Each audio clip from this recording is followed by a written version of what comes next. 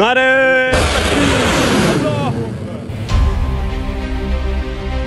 পাকিস্তান আফগানিস্তান সীমান্তে আবারও দাউ দাউ করে জ্বলে উঠেছে সংঘাতের আগুন। শনিবার রাতভর সীমান্ত জুড়ে পাকিস্তান সেনা ও তালেবান যোদ্ধাদের মধ্যে সংঘটিত হয়েছে তীব্র গোলাগুলি।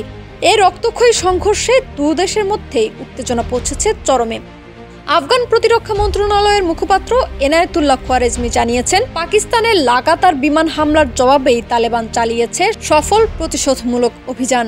অন্যদিকে পাকিস্তানের স্বরাষ্ট্রমন্ত্রী মহসিন নাকভির দাবি, আফগান বাহিনী বিনা উস্কানিতে পাকিস্তানি ভূখণ্ডে হামলা চালিয়েছে, আর পাকিস্তান সেনারা তার জবাবে দিয়েছে দ্রুত ও কঠোর প্রতিক্রিয়া। এদিকে পাকিস্তান সেনাবাহিনীর দাবি, আফগান বাহিনীর অতর্কিত গুলিবর্ষণের পর তারা ধ্বংস করেছে অন্তত 19টি আফগান সামরিক ঘাঁটি, নিহত হয়েছে 50-এরও বেশি তালেবান যোদ্ধা। অন্যদিকে কাবুলের অভিযোগ, বিমান হামলার মাধ্যমে পাকিস্তান নিয়মিত তাদের আকাশসীমা লঙ্ঘন করছে।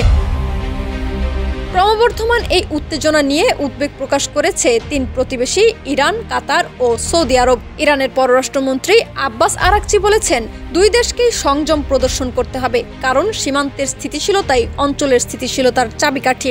উল্লেখ্য, 2021 সালে তালেবান ক্ষমতায় ফেরার পর থেকেই সীমান্তে সন্ত্রাসী হামলার হার বেড়েছে কয়েক গুণ।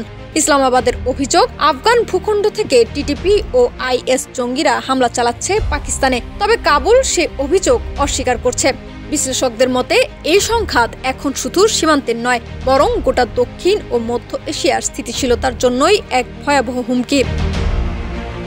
এখন দেখার বিষয়, দুই প্রতিবেশী কি সংযম দেখাবে, নাকি আফগান পাকিস্তান সীমান্ত সময়ের ব্যবধানে আবারও পরিণত হবে এক নতুন যুদ্ধক্ষেত্রে।